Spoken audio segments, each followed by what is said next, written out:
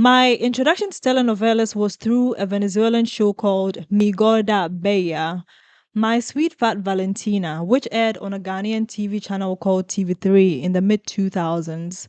The show is about a young plus sized woman and her struggles with love and life as a fat woman. I have a very distinct memory of this show. I never watched it at home. I was always in my neighbor's house watching it. This is for different reasons. One, because my mom didn't really like watching telenovelas, which was weird. Like, we never ever watched telenovelas. I remember we would only turn on the TV to watch like 7 p.m. news or Ifyora. I wasn't the only one there though. When I would go to my neighbor's place, there would be a few people who would gather in her room and we would watch it together. So it was a very communal experience. My memory takes me back to Cares by the Sea, Wild at Heart, Second Chance, Don't Mess with an Angel, Marie Cruz, Endless Love, that telenovela with twins and one of them had a burnt face, Storm of a Paradise, In the Name of Love, Daniela, Forbidden Fashion, Forbidden Passion, Seize the Day, La Patrona, Mario Cruz. Did I say Mario Cruz? Yeah, I did. Passion and Power, Avenida Brazil, India, A Love Story, Teresa, and What Life Took From Me. We used to watch these shows instead of doing our homeworks. Then we'd wake up at 4 a.m. to do our homeworks. My favorite time of the day was always 8 p.m. after the evening news, which aired from 7 p.m. to 8 p.m. We make sure that we finish everything we have to do. We eat, do the dishes, bath, by 7:50 p.m. you make sure that you're seated and ready to watch the next episode of whatever show it is that you're interested in watching at that time.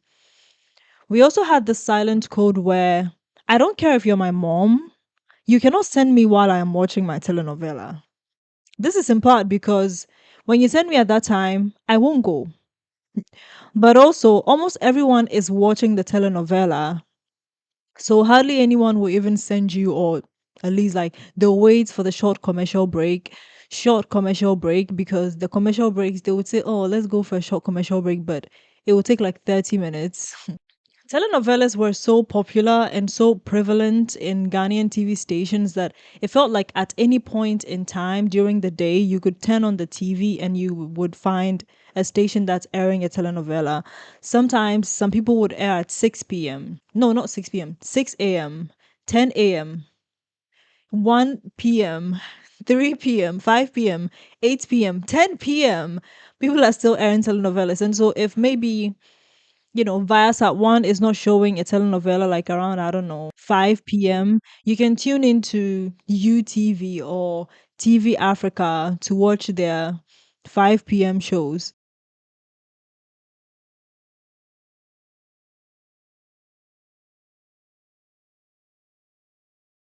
Telenovelas started in Latin American countries after soap operas became a thing. Soap operas are shows that were started in the 1930s by soap companies in the United States in order to sell soap and other household products. These were radio shows called radio dramas or serial dramas. They were created by advertising companies and targeted at housewives, who were the people these products were being sold to. Soap operas are basically shows that portray the everyday lives of characters. It's like a long reality show, but one that is fictitious and full of drama. So there's usually no predictable end to a soap opera. Some run for generations. There is literally a South African soap opera called Generations, and it ran for 20 years from 1994 to 2014. Telenovelas evolved from these US soap operas. According to PBS, these advertising companies established programs in Cuba as well. But when American companies could no longer sponsor programs in Cuba, there was a diaspora of talented Cuban actors, writers, and producers that scattered through Latin America and began melding the American product with Latin American storytelling. So, telenovelas, as we've come to know them, were inspired by American soap operas. However, unlike soap operas, telenovelas don't run as long and typically have a story arc. Thus, the story builds up to a climax, then, after the fallout, there's usually a happy ending for the main characters. The term telenovela, especially in Africa, has evolved to being used to refer to international soap operas from various countries outside of Latin America, like India, Philippines, Thailand, and other Asian countries, except Korea, Korean movies or Korean shows are called K-drama. The last telenovela I watched with keen interest and consistency was Passion and Power on United Television, UTV. The show is about two families who have a long standing rivalry because the patriarchs once fell in love with the same woman. Decades later, their children get intertwined in this web of love and power, and it's all heightened by the history of feud between the two families. It started airing on UTV in June of 2016, according to this Twitter post. But in 2016, there was another tornado of a telenovela that was being aired on another Ghanaian TV station, Adom TV. Adom TV.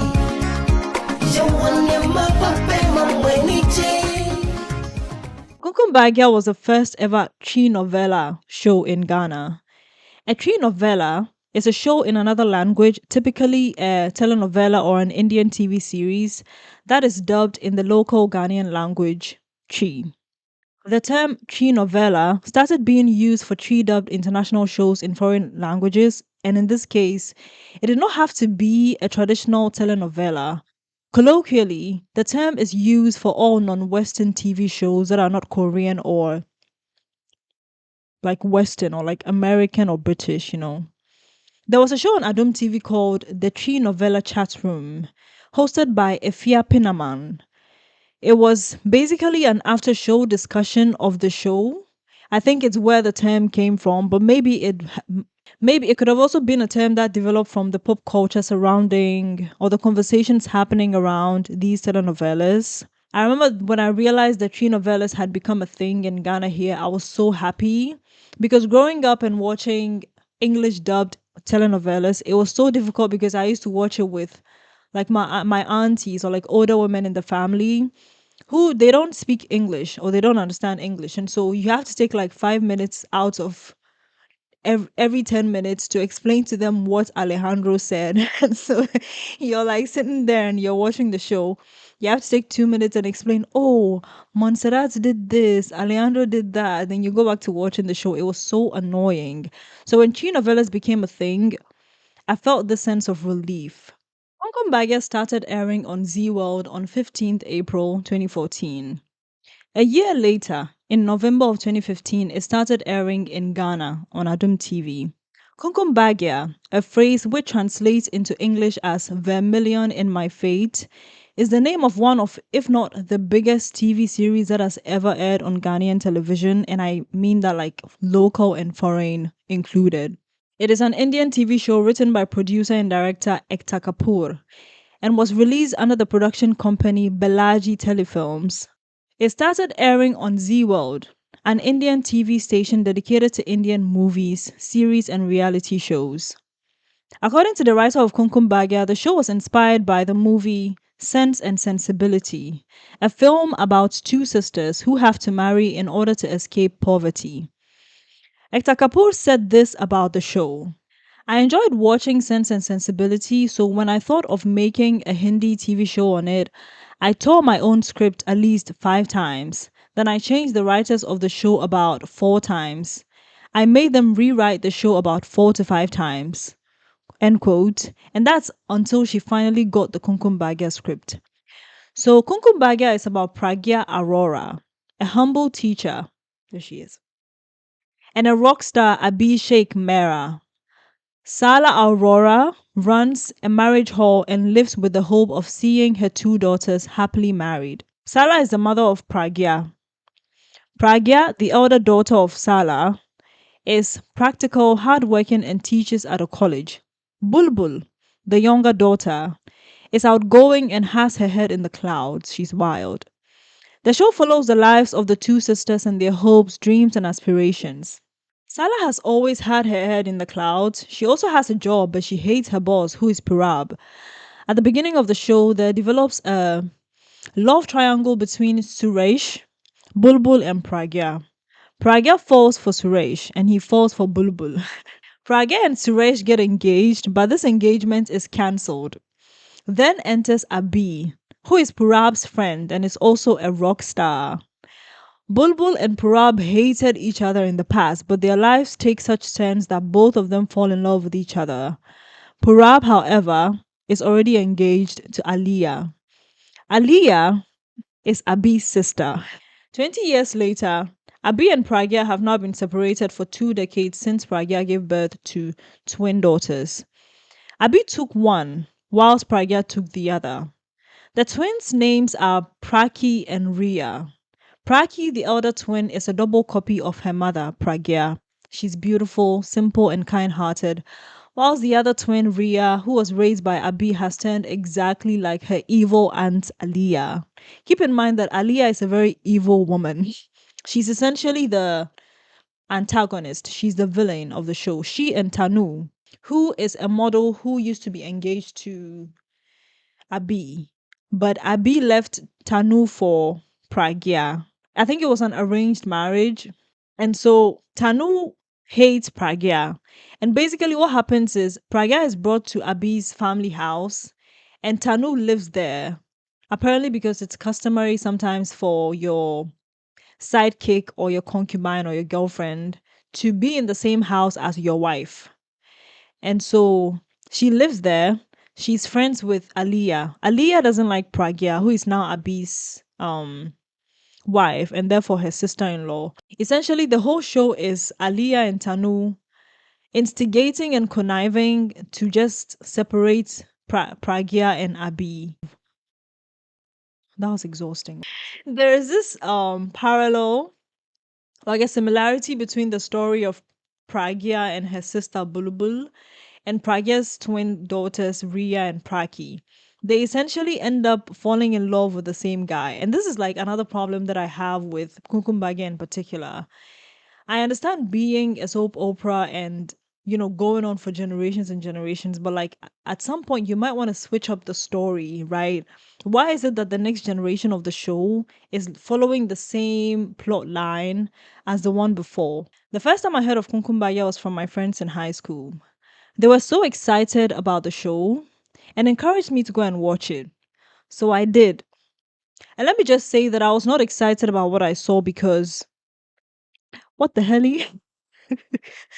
I hadn't watched an Indian show in such a long time that when they recommended Kumkum Bhagya, I was just so happy. Like, okay, I'm excited, I'm curious. Like, what's this new generation of Bollywood gonna give me? I was disappointed by the lack of soul and genuineness of the show. And I was surprised that so many people liked it. Kumkum Bhagya is no kush kush hutaye. I couldn't believe that Bollywood had become so watered down. But soon enough, I would learn that the Z World movies were no representation of Bollywood as I knew it. I started to actively separate Bollywood from Z World because I believe that where Bollywood films are homemade soul food, Z World movies are fast food, made for commerce than, the satisfaction of the audience's taste. Everything is heightened and overly exaggerated, and one can argue that that's Bollywood in general. But old Bollywood movies had a better paced storytelling. It was measured in its dramatic exaggerations. Maybe this is my nostalgic bias talking, but I think that the drama and sensationalism in old Bollywood landed better.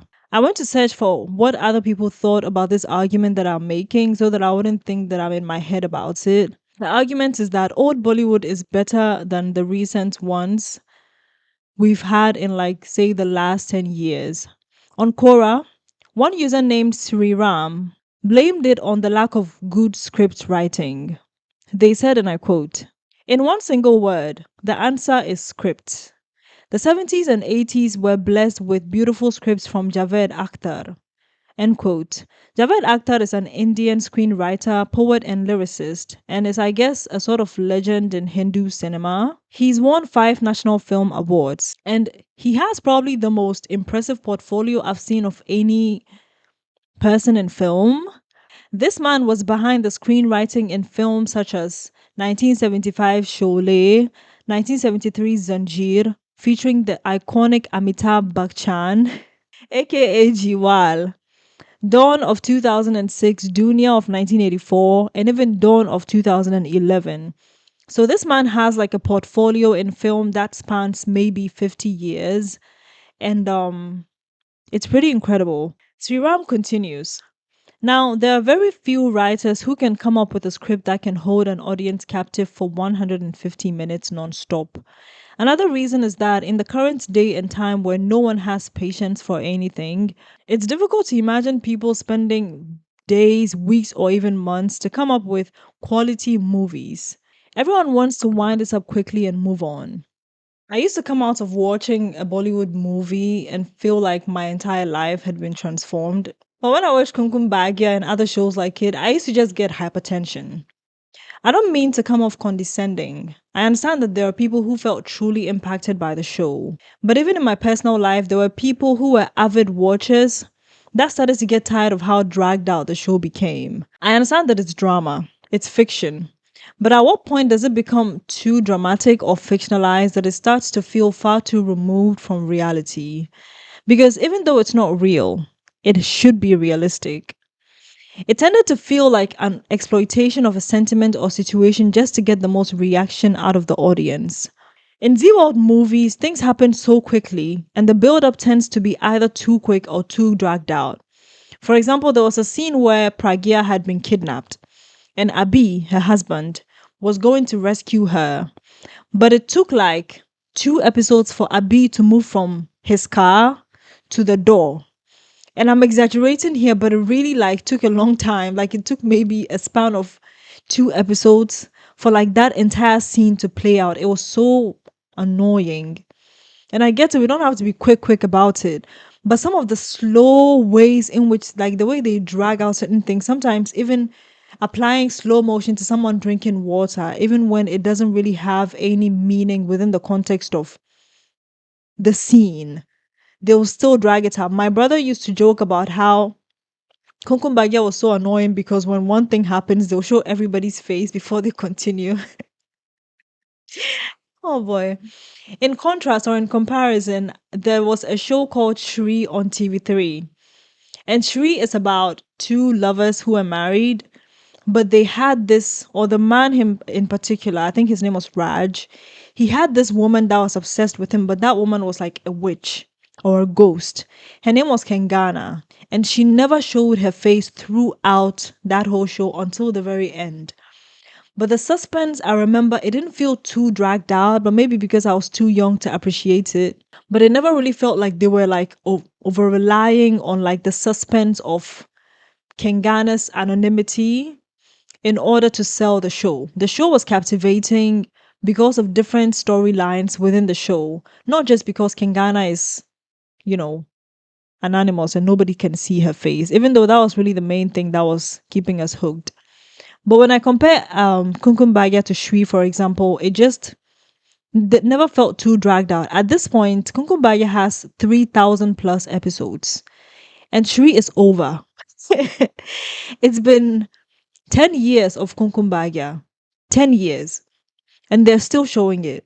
And it's like, I get it. Soap opera, generational. But boy, ha. I do want to point out that new Bollywood movies are different from these new Bollywood soap operas. And I grew up on old Bollywood movies like Tufan and Amar, Akbar, and Anthony from the 70s. And recent ones like Don 1 and 2, Kionki, Krishna, and even Three Idiots from the 2010s. Those are the Hindi films we were exposed to growing up. But in this age, most of the ones that are shown are contemporary Indian soap operas, and they, in my opinion, have been a bit of a letdown. We can have a more thorough conversation about old Bollywood another time. But this video is about Kumkum Bhagya and telenovelas as cultural phenomena in the Ghanaian society. Kumkum Bhagya being Twi-dubbed filled a huge gap in the telenovela industry at the time. Telenovelas were so popular and so consumed at that time, but up until the mid 2010s, there wasn't anyone that was translated into Twi. All of them were in English, despite Twi being the most spoken language in Ghana. Not just that, women are the main demographic that watches telenovelas, and a study conducted by one Collins Kwole of the University of Education Winneba carried out on female viewers of telenovelas in Tema found that most of them preferred the Twi translated telenovelas. Thus, the dominant telenovela audience in Ghana is generally more interested in shows that are dubbed in Twi. for obvious reasons. Despite my lack of interest in Kumkum Bhagya, it was a widely loved show. It was a cultural phenomenon. Millions of Ghanaians would incorporate it in their daily schedules. Market women, hairstylists, housewives, office workers, and even students. And this is true for telenovelas in general. They were integral parts of people's lives. I remember when I used to watch Shri, we used to close from school at 2:30 p.m. And Shri used to air at 2 p.m. on TV3. And so I would have maybe I would be able to catch only a few minutes of the show when I go home. So what I did was sometimes I would stop at certain provision shops, act like I'm buying something, or I would actually just go and like maybe buy biscuits. If they have a TV station, I'll just stand there and like watch the final minutes of Shri before I go home. Because by the time I go home, there was a chance that, you know, Shri was already done airing. In 2018, a research conducted by Elizabeth Owusu Esiama and Andy Ofori-Birikrang. to observe viewing culture of telenovela audiences in Winneba. The study covered 3 local open viewing sites in the town. The sites include 2 grocery stores, provision shops, and a hair salon. When asked why she arrived at the store 3 minutes before Kumkum Bhagya started airing, one woman answered, "You know, this place is someone's store, and we cannot come and sit here very early, all in the name of waiting for Kumkum Bhagya to start. The owner has to feel free to do her work, so I mostly sit at home and send my daughter, who goes to check every now and then to see whether the telenovela has begun. Immediately she sees a particular advert showing, she knows right after that Kumkum Bhagya will continue, so she comes over to call me." This woman in question has put a system in place. It's a whole schedule. She knows when to arrive at the shop where she watches the show. She understands how to navigate her presence there because it's not her shop. And that's what I mean when I say like it became a cultural phenomenon because people really started to adjust their lifestyles in accordance with these telenovelas. There's another thing that Kumkum Bhagya has influenced in especially Accra here, and that is the name of our tricycles. In Ghana, Accra at least, auto rickshaws, that's the tricycle, these types of passenger tricycles that have become modes of transportation. The trotro is still the main mode of transportation, but especially in inner cities and areas without highways or major roads, there tends to be a preference for these tricycles because they are cheaper and sometimes faster than the trotro. But before it became popular in Accra, it was a common mode of transportation in the northern parts of Ghana. There, these bikes are called Yellow Yellow or Mahama Kambu. According to Business Day Ghana, the tricycles were named Mahama Kambu in appreciation of the role that President John Dramani Mahama and his government played in introducing the machines to the 3 northern regions of Ghana: Upper West, Upper East, and the Northern region. In northern Nigeria, they are called Adedeta Sahu. In southern Nigeria, they are called Keke. In Kumasi, they are called Adedeta. In Accra, we call them Pragya. And that's all because of Kumkum Bhagya. These tricycles became popular in Accra and other parts of southern Ghana in the late 2010s, which is around the time of Kumkum Bhagya's peak popularity in the country. That's one evidence of how these telenovelas spill over into Ghanaian culture. Another example is the Maricruz skirt.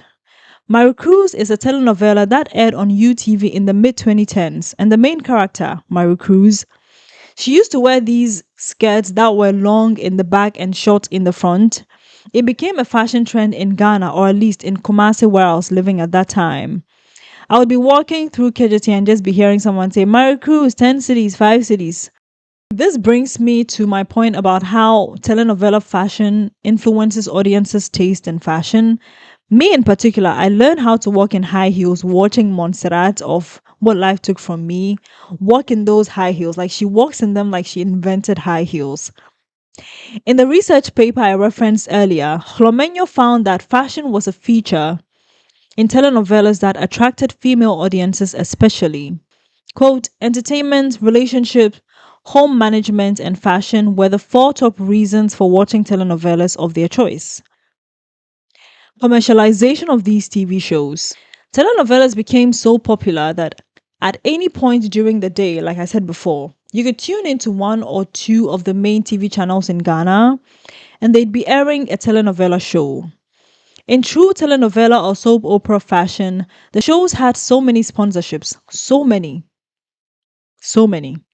Like before they start the show, they would usually go, "This show is proudly brought to you by TV station, laptop, charger, mosquito coil, paint, Pampers, so many sponsorships. It'd be like 30 different companies sponsoring one show. And that was also the same for Kumkum Bhagya. That was another reason why I didn't like Kumkum Bhagya, because by the time they would finish mentioning the sponsorships, they would have wasted like 15 minutes of the show's airtime. Historically, soap operas were created with the main purpose of selling soap and other home products, like I mentioned. It wasn't for entertainment. It wasn't like they thought, oh, let's like write these stories and tell them so that we can entertain people. No, the main reason was to sell products. Sponsorship was the main marketing method used in soap operas in the beginning. According to Guinness World Records, the first ever radio soap opera was created by one Anna Phillips, who is deemed as the birth mother of the modern soap opera. Some of the sponsors of these shows were Procter and Gamble, New Dub's laundry soap, and Ivory soap. This was in the early 20th century. Procter and Gamble, aka P&G, is actually the company that owns popular brands like Always Ultra, Gillette, and Pampers. Pampers is so popular in like the Ghanaian market and on Ghanaian television. It was so popular at that time, at least, that now we refer to all diapers as Pampers. It's like the way we refer to all toothpaste as Pepsodent. You don't say, someone will say, oh, go and buy me Pepsodent. But they're actually saying, like, go and buy me maybe Colgate or Close Up toothpaste. So they say, oh, go and buy me Pepsodent. And you're like, which one? Or go and buy me Omo washing powder. And they're like, oh, which one? So usually when I go, even still, when I go to provision shops to buy washing powder, I go and pacho meto Omo and Clean Soft Dian. In Ghana, television stations make money from telenovelas through sponsorships. They could use product placement, which is basically like if you're watching the show and, for example, they show Casa Precon on Jackie Appiah's dining table. That's product placement. It's a form of advertisement. Or if you're watching a Hollywood movie and they show Coca-Cola on a billboard, that's product placement. But in Ghana, they can't do it with these telenovelas because they don't produce the telenovelas. And so they have to do it through sponsorships. And I used to time how long the advertisement would go on. For example, if like when I used to really love watching telenovelas on UTV, I think my favorite so far is still What Life Took From Me. Usually the first batch of advertisements would be like 20 minutes into the show. And then the second one, so I think they used to show adverts maybe 3 times at different points in the show. But the first one or like the second one tended to be the longer one. So if you're going to send me to buy you something, you make sure that you send me after like during the second batch of adverts. Then they show like maybe 10 or 15 different adverts, which is so annoying. But that's like soap operas and telenovelas for you.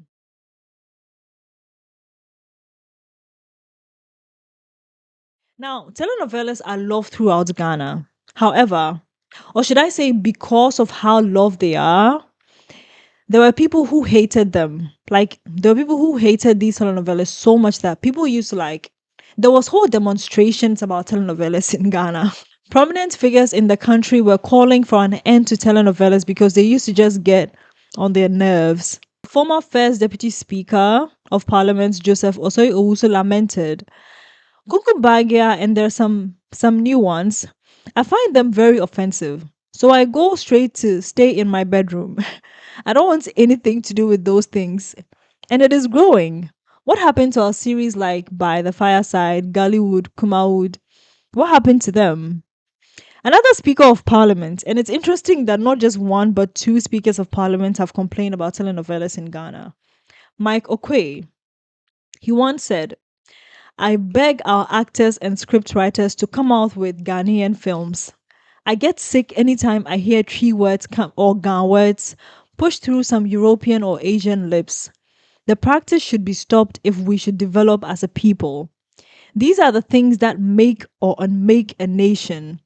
It can never happen in Malaysia. It can never happen in India. It can never happen in any of these Asian countries.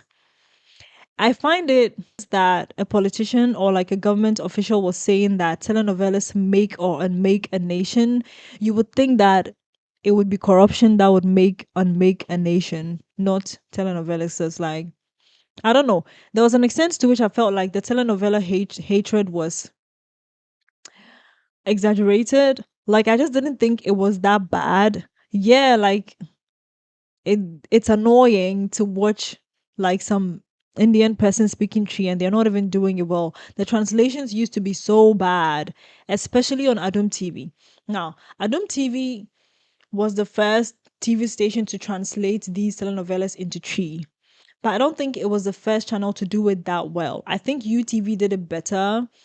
UTV included different dialects of the Tree language. They would speak Fanti Tree, Asante Tree, even Ekwapim Tree sometimes.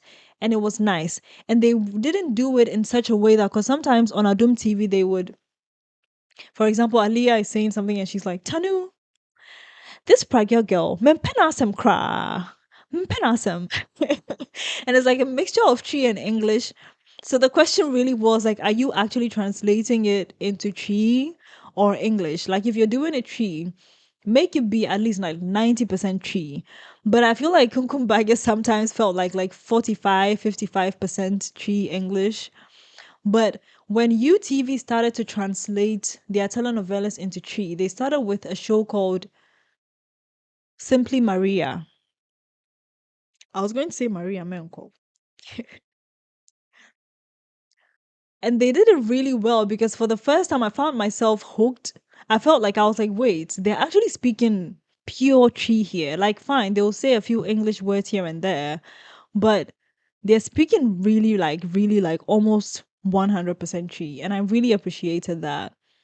So I get that it's annoying, but to say that it can unmake a nation is like the biggest exaggeration because people moved on. Like now, people don't really watch telenovelas like that. Now everybody's obsessed with TikTok. In the 2010s, telenovelas became so common that people started to complain that TV stations were forsaking Ghanaian made content for international shows that do not benefit the entertainment industry nor the Ghanaian society. A producer at Adom TV, Beatrice Ehoma, reportedly confirmed that viewers of the channel preferred the three novellas airing at that time, Vera and Kumkum Bhagya, than they did their local shows. And there was some actually really nice locally produced shows that were airing at that time on Adom TV. I remember one called Ebubron Kosia, which was airing around the same time that Kumkum Bhagya was airing.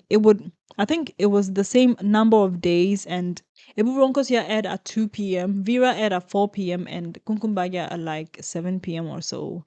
But people were more interested in Vera and Kumkum Bhagya than Ebu Broncosia. But I really thought the Ebu Broncosia was pretty interesting. Like it told a very, very interesting story. But I guess the foreign appeal of Kumkum Bhagya, also the fact that at that point it had been airing for maybe like 4 years. So I guess it did have that competitive advantage.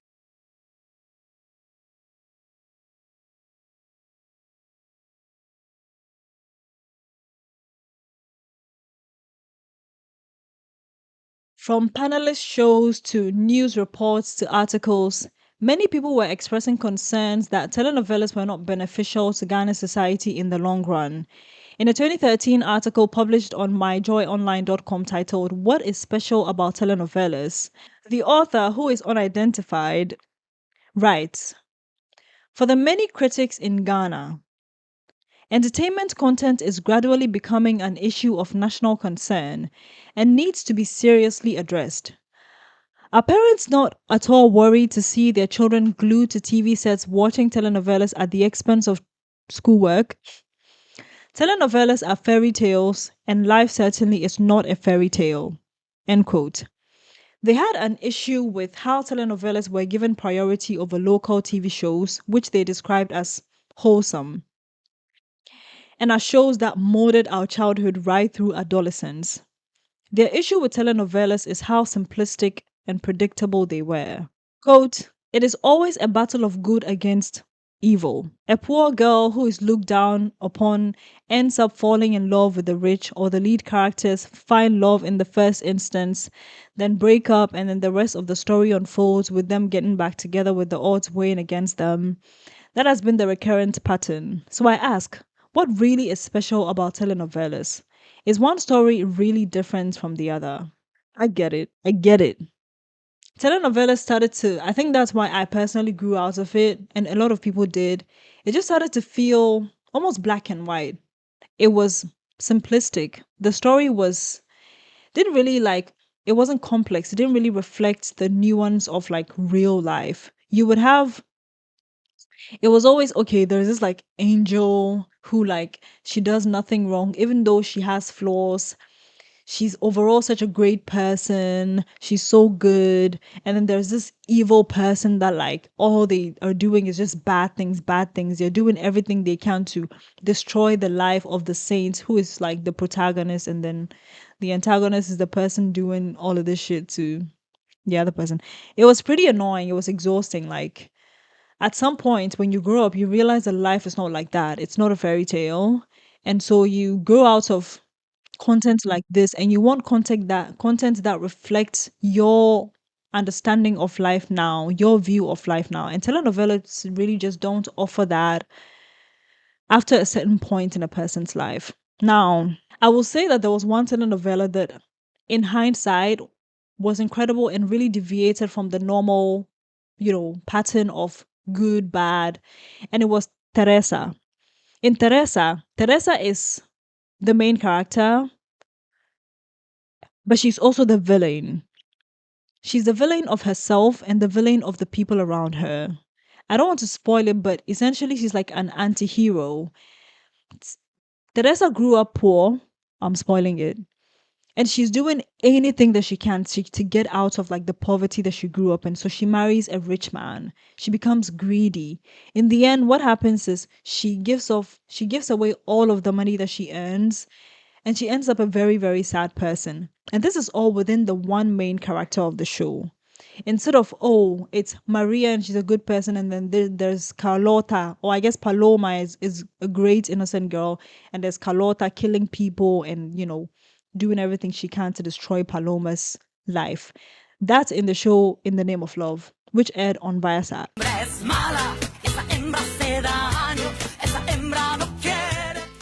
In August of 2017, stakeholders and big actors of the local Twi-speaking film industry in Ghana, Kumawood, embarked on a demonstration to protest the proliferation of Twi-dubbed telenovelas in the country. In a statement, the Film Producers Association of Ghana lamented the ways in which these telenovelas have eclipsed their locally produced shows. The statement reads, since their programs are interpreted into Twi and other local languages, they have served as a perfect replacement to the local movies. And for me, it begs the question like, if these telenovelas can do so well in their foreign shows and replace the locally produced content, I don't think it's just because, oh, it's a foreign show and they're showing it.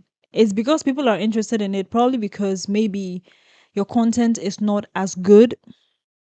I don't want to be that guy, but the truth is that in the last couple of years, the stories that have been told in the Ghanaian film industry, maybe Kumawood in particular, I think Gullywood has made certain strides, but especially Kumawood, like it's been stuck in this witchcraft, my stepmother killed me or she made me blind kind of like storylines that are like great. They're reflective of Ghanaian society to an extent, but there's so much more to the Ghanaian society than just those kinds of, juju witchcraft movies.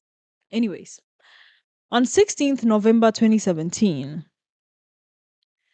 the actors who played some of the main characters in the show, Kumkum Bhagya, Abi, Pragya, and Aliyah of Kumkum Bhagya, came to Ghana to do a meet and greet with the fans of the show. This was organized by Adom TV and it was held at the Golden Tulip Hotel in Accra. It was also organized for fans from different regions like Kumasi and Tamale. The entry fee was 600 Ghana cedis. In 2017, if you could afford 600 Ghana cedis to attend an event, then you had money. It's not crazy money, but like it's money. It's either that or you're just a financially irresponsible person who is obsessed with Kumkum Bhagya. And I think that that was like a lot of people that went for that show. People were so obsessed that the thought of Abi and Pragya and Aliyah coming to Ghana, which is something that's like almost otherworldly because we watch these telenovela shows and we fall in love with these characters. We fall in love with the actors themselves to the point where we go and do research about them. We go and find out who they're married to, whether they have children, all of these things. If they are coming to our country and they are like miles, like thousands of miles away from us, and they're coming to our country, then that's like the second coming of Christ. Kumkum Bhagya's cultural legitimacy was not just due to its popularity among everyday people. It's a show that had endorsements from celebrities and notable people in Ghana. In 2017, before the actors came to the country, the then second lady of the land, Samira Baumia, visited the Kumkum Bhagya set during a visit to India. At the meet and greet, celebrities like Kwejo and Kansa Lil Stone Boy, and Patapa were attendees and performers. Celebrities also used to appear on the after show program called the Kumkum Bhagya chat room to discuss the episodes of the show. For this reason, people found it hypocritical that some of these same celebrities who were actors started complaining about Kumkum Bhagya taking over the local film industry. In an opinion piece, Kwame Dadzi wrote for City FM Online, I agree that sometimes some of these actors are put on Kumkum Bhagya on Adom TV to plug their events because that is their flagship program for the station. But if they truly resent telenovelas as they portray in their demonstration, they would not accept to be on, let alone join the discussions. You can't go sit on Kumkum Bhagya, advertise your program on it, discuss the movie like you wrote the story, and later come and tell us that, yeah, the demonstration that was undertaken by the Film Producers Association of Ghana, it was actually led by one of the main major Kumawood actors in the country, Kwejon Kansala. He was like front row demonstrating. But when Kumkum Bhagya actors came to Ghana 2 years later, he was also front row dancing to entertain people there. And so this writer is trying to point out a certain like, I guess, hypocrisy. But for me, I guess the way I see it is like Kumkum Bhagya became so, it really took over Ghana culturally to the point where even people who were fighting against it, it became like if you can't beat them, just join them kind of situation. And of course, like for someone like Kojon Kansala like I guess if you're going to give him money to like show up to an event, of course he's gonna show up. The money matters more. Like the principle of it is not really that, it's not that deep, you know? I wanted to add that another reason why I really enjoyed telenovelas was the music in them. And I'm going to be interviewing a few friends of mine that also grew up watching telenovelas, and we're going to have a very nice discussion about our memories about it, maybe how we think about it in hindsight. Would we still watch telenovelas now? Which are the telenovelas that we want to watch now? Like, do we want to go back? I don't know, because I want to watch Teresa, India, A Love Story, and Avenida Brazil. Avenida Brazil because I wasn't able to complete it, but I was so interested in how it was going to end. Teresa because in hindsight, it really is the most intriguing and like I guess like the more complex telenovela that I've ever watched. India, A Love Story because it used to air at 10 p.m. on TV3, and by that time my mom would ask me to go and sleep, so I wouldn't be able to watch it. I also want to find out from you guys, like, which were your favorite telenovela shows? Why did you love them? And which are the ones that you want to go back and watch? And do you feel like the critique that people had for telenovela at that time, and even now we still have telenovelas, do you feel like it was too much or like it's not really that big a deal? Are we really, or I guess at this point, have we really replaced our local movies with telenovelas now? Or like, what do you think? Do you think that telenovelas becoming such a consumed genre of content on Ghanaian TV shows has not done well for our local movie industry. So you tell me what you think in the commented and like and share my video. Thank you so much for watching.